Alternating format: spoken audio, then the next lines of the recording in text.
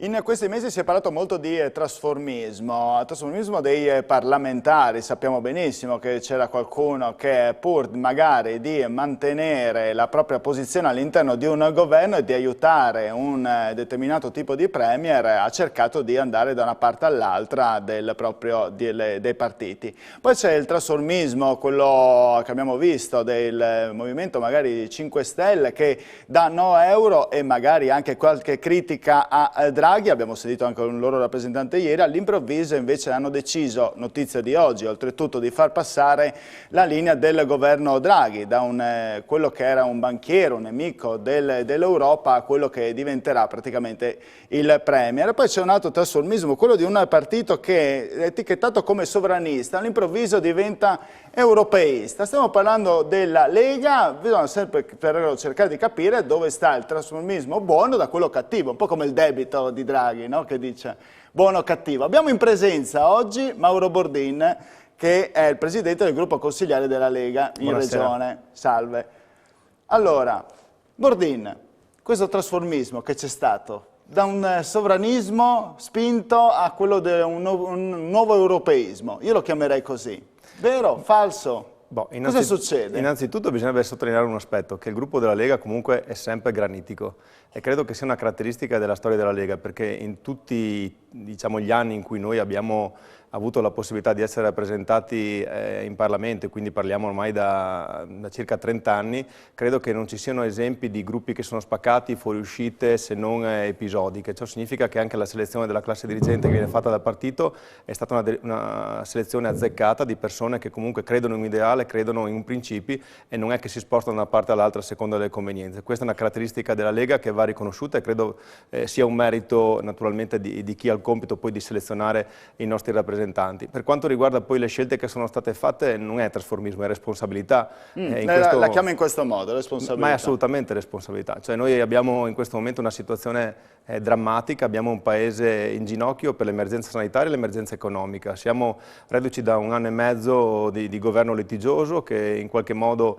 ha contribuito con le proprie scelte o non scelte a peggiorare la situazione, e oggi come oggi credo che non far parte di questo governo, non far parte di questo processo decisionale che deve portare l'Italia fuori dall'emergenza sanitaria e economica sia una scelta non sostenibile per chi ritiene di essere, come la Lega, una forza forte di governo chiamata poi, appena gli elettori verranno in qualche modo interpellati, a governare questo Paese. Ma volevo sapere però come ideali, se esistono ancora gli ideali, a questo punto se credete più al sovranismo, quindi prima gli italiani, o a questo punto prima gli europei, quindi all'europeismo, oppure prima Draghi, non lo so.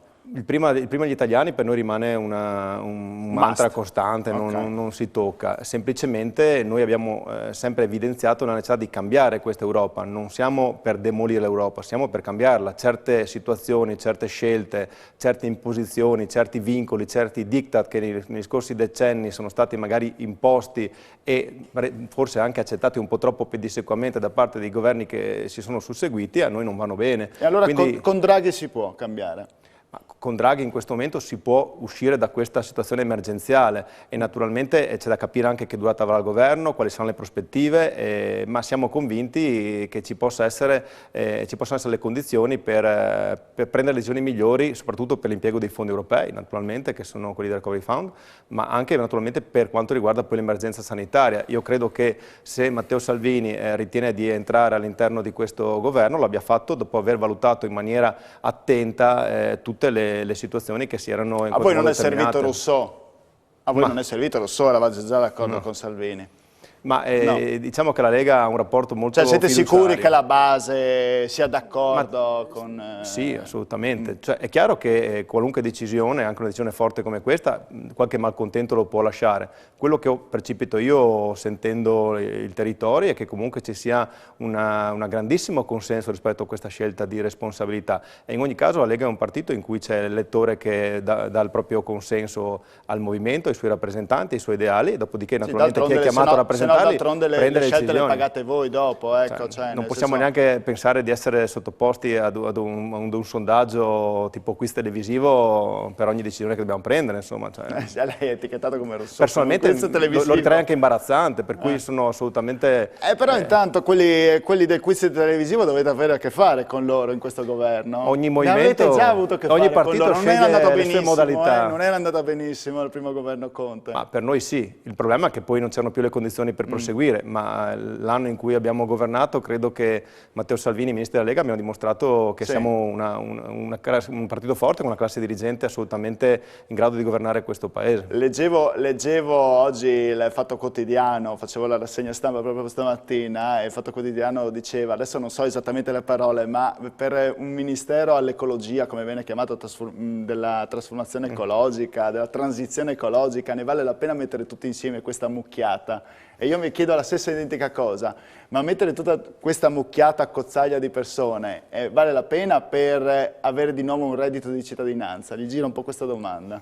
Ma il reddito di cittadinanza... Perché il reddito di cittadinanza lo vogliono, con il Movimento 5 Stelle, è difficile trovare Io credo che questo governo debba impostare il proprio lavoro su quelli che sono gli aspetti economici e sanitari per uscire dalla situazione di emergenza. Questa è la prima Queste sono necessità. assolutamente le priorità da affrontare, oltre che naturalmente l'applicazione dei fondi europei in modo attento, responsabile, perché sono comunque fondi che noi abbiamo ricevuto ma per 2/3 dobbiamo restituire, quindi è fondamentale anche che l'impiego sia corretto e attento, perché devono a loro volta essere un meccanismo per creare ricchezza, perché se questi fondi dovessero essere utilizzati in maniera indiscriminata, in maniera disattenta, poi alla fine le future generazioni ne pagherebbero le conseguenze. Questo è anche uno dei motivi per cui la Lega in questo momento desidera essere parte di questa partita, perché riteniamo di avere le idee, la forza, la competenze per cercare di dare un aiuto in questo tipo di scelte, che invece magari lasciate ad altre forze politiche non è detto che portino a un risultato migliore. D'altronde il governo Conte bis è caduto proprio perché c'erano dei disaccordi sull'impiego dei fondi comunitari, perché le proposte che erano state fatte dal Premier Conte non erano piaciute a una parte della maggioranza. Quindi credo che in questo momento su queste scelte serva un percorso ampio e partecipativo, e che tutte le forze politiche nell'ambito di quelle che comunque sono le diversità che le caratterizzano è giusto che in qualche modo contribuiscano. Poi è chiaro che, ripeto, noi PD cioè siamo totalmente diversi su moltissime tematiche di principio, ideologiche. Ci eravamo dimenticati fino adesso del PD, ma c'è anche il PD. Sì, o un 5 Stelle, cioè, ma chiaramente sono tutte forze che in qualche modo si differenziano fra di loro, però quando si tratta di gestire un'emergenza, dare una mano al Paese per uscirne, ci vuole responsabilità, e la responsabilità impone anche di magari mettere un momentino da parte le proprie battaglie, oppure in qualche modo coniugarle in un disegno più complessivo che è quello attuale disegnato dal Presidente Mattarella. Insomma, quindi responsabilità e maturità in questo momento sono i due principi su cui ci stiamo muovendo. Certo. 345 99 56 897 se volete mandare messaggi e parlare con il nostro ospite, come in ogni puntata. Non è il tema della puntata quella di oggi, quello che riguarda le prenotazioni per gli over 80 e i call center, ma è giusto che legga questo messaggio, magari glielo riferisce direttamente lei che ci lavora appunto nel Consiglio regionale. Ci è arrivata una segnalazione di un problema che riguarda le prenotazioni per gli over 80 e il call center. Io, senza disturbare le farmacie già impegnate in questo periodo, ho provato a contattare il call center dalle 7 di ieri mattina per 45 minuti per prenotare il vaccino per mia madre, 300 telefonate sempre occupato. Alla fine ho dovuto rivolgermi alla mia farmacia di fiducia per riuscire a prenotare, ma poi è qui che nasce il problema, che molti anziani che non hanno la possibilità di sapere, avere un'informazione, eccetera, eccetera. È un messaggio molto molto lungo, però dà l'idea della problematica che si è verificata ieri. Abbiamo parlato con i farmacisti ci hanno detto magari se dovesse ricapitare la stessa occasione per gli over 60, over 70, adesso non so come vi organizzerete, poi parleremo anche di pandemia in regione, nella seconda parte della puntata, magari cercate di fare delle liste come imposta, no? Cioè nel senso A, B, C, cioè cercare un po' di dividere a seconda del cognome delle persone e farli rivolgere imposta o qualcosa del genere. Intanto io le rivolgo questa segnalazione, ecco, e anche questa idea che è arrivata dai farmacisti. No, mi dispiace, naturalmente può essere capitato qualche disguido. Devo dire che comunque ieri ci sono stati numeri impressionanti a livello di prenotazione. Sì, una secondo c'è stata una prenotazione, lo dico anche a chi manda il messaggio. Quindi magari adesso. Qualcuno può aver trovato difficoltà, ma parliamo di decine di migliaia di persone che in realtà hanno prenotato poi il vaccino in maniera tranquilla e regolare. Dispiace naturalmente per i disguidi che possono esserci stati, però è chiaro che quando c'è un'azione così imponente di massa può capitare. Naturalmente credo che l'assessore Riccardi e la struttura faranno comunque tesoro di questa esperienza, se c'è qualcosa su cui si può migliorare si farà, ecco. Però l'esito è importante, ecco, è importante sottolinearlo, anche perché comunque c'è una volontà, un desiderio della popolazione che va segnalato, al di là di quelle che erano quelle preoccupazioni che qualcuno avanzava. Ecco, in Friuli Venezia Giulia il processo di vaccinazione va avanti bene, magari se arrivassero più vaccini e più tempestivamente sarebbe meglio. Ecco. Quello è un problema, lei farebbe produrre in proprio qua in Friuli Venezia Giulia, o acquisterebbe i vaccini da altre parti? Ma il Presidente si sta muovendo, certamente è logico che nel momento in cui esiste una struttura che si deve occupare a livello nazionale del reperimento di questi vaccini e distribuirli poi alle regioni, tendenzialmente c'è la tendenza anche ad affidarsi, no? Però purtroppo i ritardi nelle consegne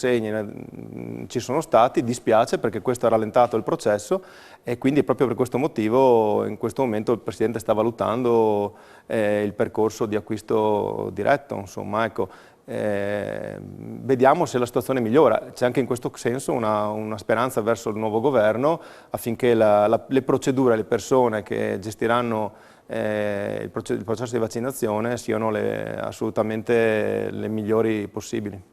Senta, manca 30 secondi alla fine della prima parte e riprendo solo il filo politico e lo concludo anche. I vostri amici di Fratelli d'Italia li avete lasciati da soli?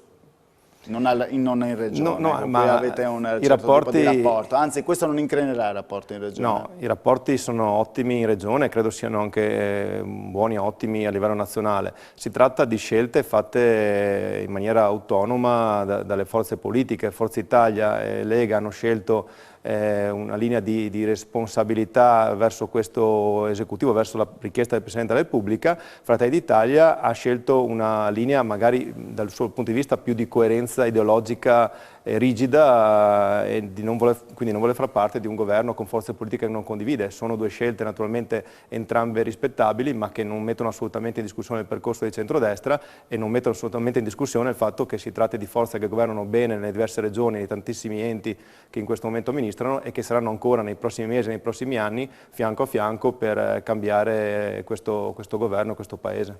Perfetto, pubblicità, parleremo un po' di regione. Lasciamo l'ambito nazionale degli altri. Bene.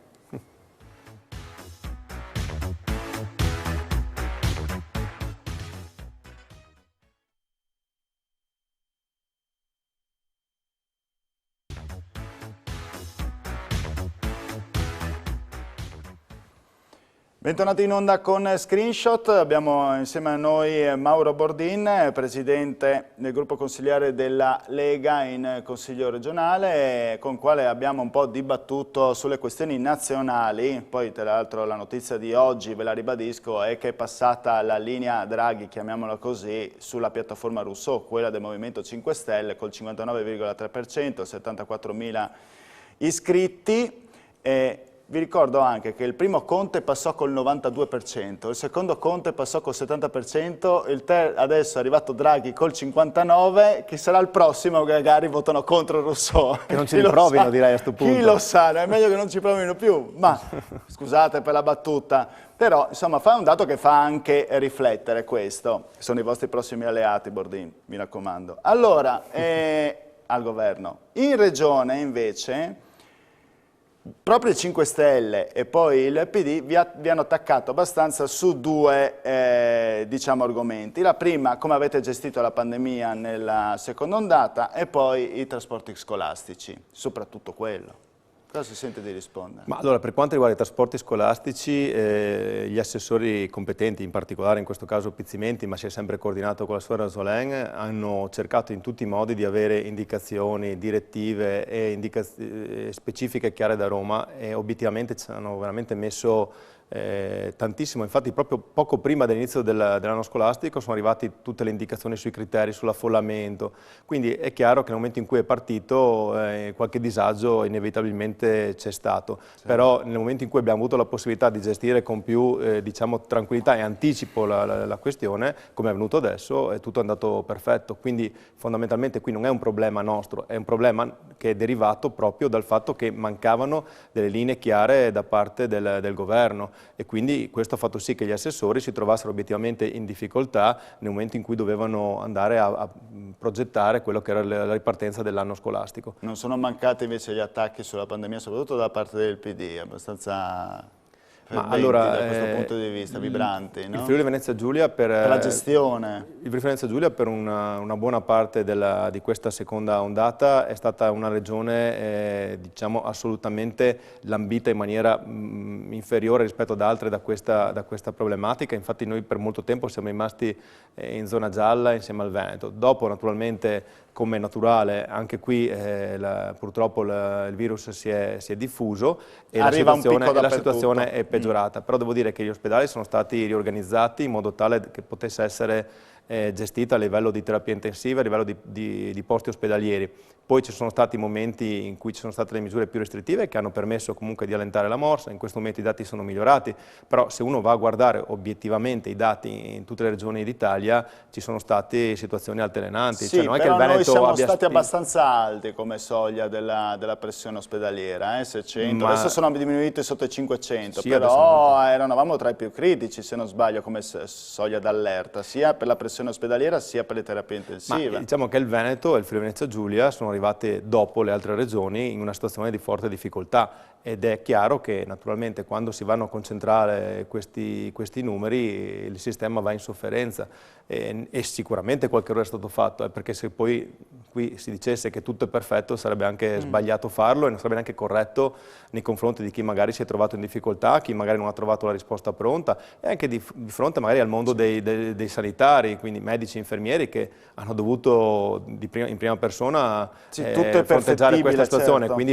io credo che a tutti vadano fatte comunque le scuse perché comunque qualcosa sicuramente si è sbagliato e quindi un ringraziamento per il lavoro che hanno assolutamente fatto, ma la certezza che è stato fatto il possibile per cercare di gestire al meglio questa situazione e credo che nel complesso comunque la gestione sia stata positiva. Il Presidente da questo punto di vista si è sempre assunto le proprie responsabilità, quando era necessario attaccando scelte che non condivideva, quando era necessario adottando anche misure più restrittive rispetto a quelle adottate a livello nazionale, quindi credo che ci sia stato da parte del Presidente Federica la massima attenzione alla gestione di questa pandemia e so che sia lui che la signora Riccardi non hanno lesinato energie in questo frangente e naturalmente anche la risposta che abbiamo dato poi sotto il profilo economico credo sia stata eccellente. L'attenzione per le categorie economiche c'è stata a sufficienza?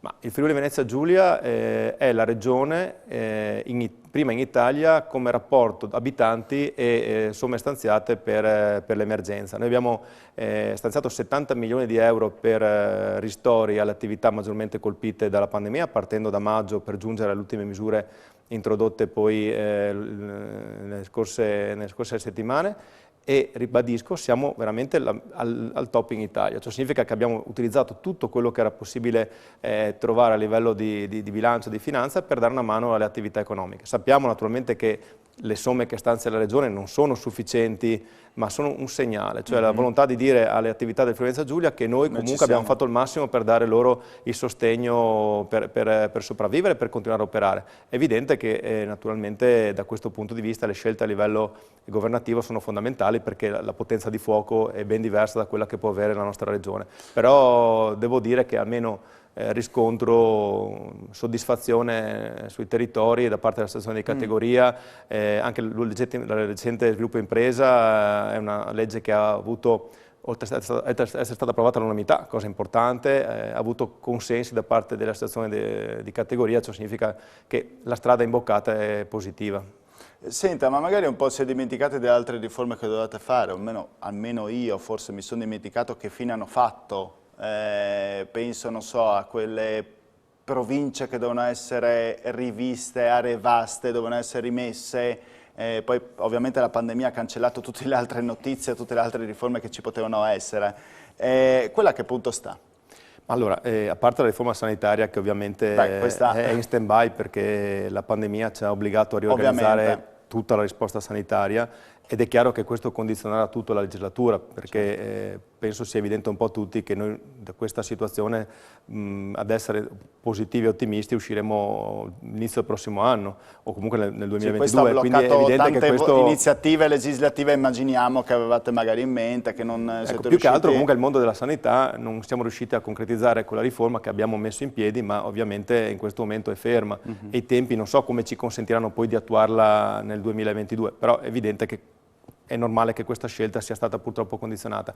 Ma per quanto riguarda la riforma dell'autonomia locale sta procedendo, gli enti di decentramento regionale stanno lavorando, in legge di stabilità abbiamo stanziato somme importantissime per quanto riguarda l'edilizia scolastica, e in questo momento gli enti di decentramento regionale delle varie province stanno programmando gli interventi da fare nei vari istituti superiori della nostra regione, quindi la funzione principale che hanno in questo momento la stanno svolgendo al meglio.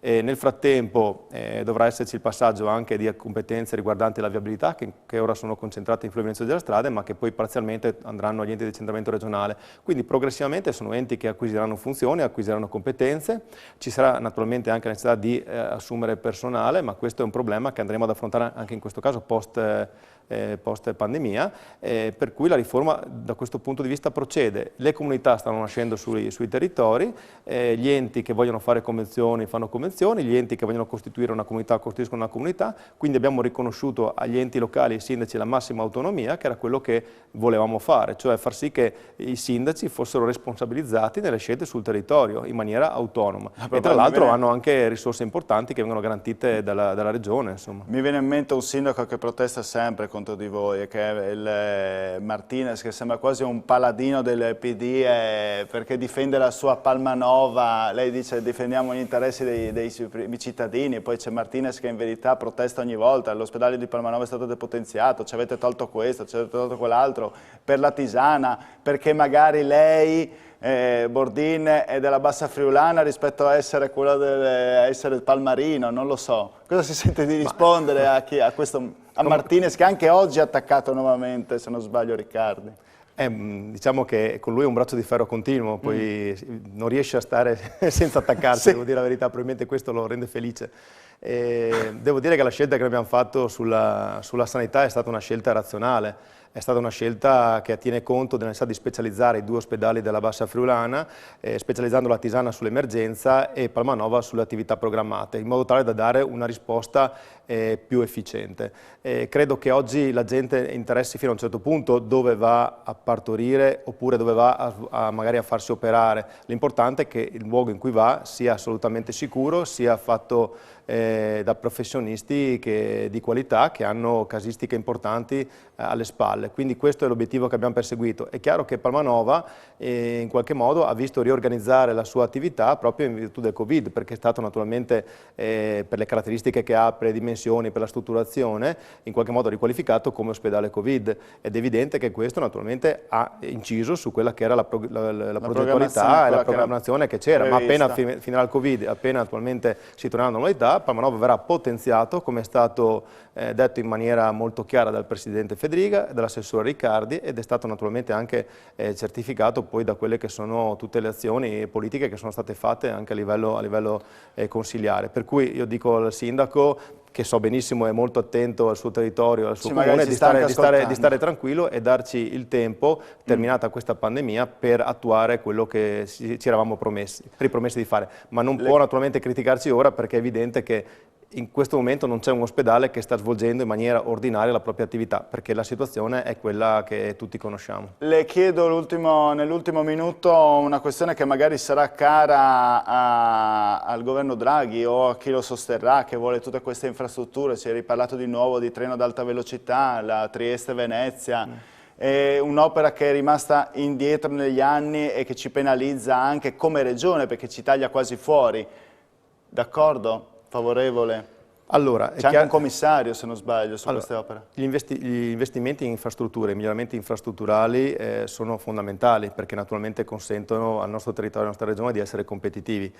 Certo, vorrei innanzitutto che venissero ripristinati appena possibile, perché anch'io tengo conto di quella che è la situazione attuale, collegamenti aerei validi, efficienti, tempestivi e numerosi su Ronchi, che è fondamentale. Da Ronchi mi pare che partono solo 2 aerei innanzitutto, nell'ultimo mese. Devo sincero, la mia preoccupazione è che lì si ritorni alla normalità e anche migliorare, perché obiettivamente avere un aeroporto che dà opportunità a chi vive un territorio è fondamentale. Per quanto riguarda poi invece la rete ferroviaria, sono naturalmente favorevoli agli investimenti, ma una valutazione costi-beneficio di ogni intervento va fatta. Sul territorio. Se pensiamo ad esempio a quella che era l'ipotesi fatta in questo momento sulla Tisana e quello che è il tempo che verrebbe risparmiato attraverso questo intervento, è chiaro che le perplessità sono 3 assolutamente... minuti, no, se non sbaglio? Sì, forse anche meno, ma l'impatto su questo territorio sarebbero devastanti, e parliamo di un territorio che ha una vocazione turistica, un turismo lento, un turismo che in qualche modo verrà interessato anche dalla pista ciclabile Venezia-Trieste, in questo momento dalla rete di piste ciclabili della Bassa Friulana. Ecco, quel tipo di intervento ha un impatto talmente forte che sinceramente non riesco a comprendere l'utilità nell'ottica di quello che è il possibile risparmio, per cui dico sì, ma valutiamo, e quando c'è qualche cosa che tutto sommato non trova una giustificazione nel merito, forse è meglio soprassedere. Perfetto, grazie Bordini per essere venuto a trovarci, in bocca al lupo e buon lavoro. Grazie. Bene, noi telespettatori ci vediamo domani, come sempre, solita ora. 19:45, non mancate a screenshot, grazie, arrivederci.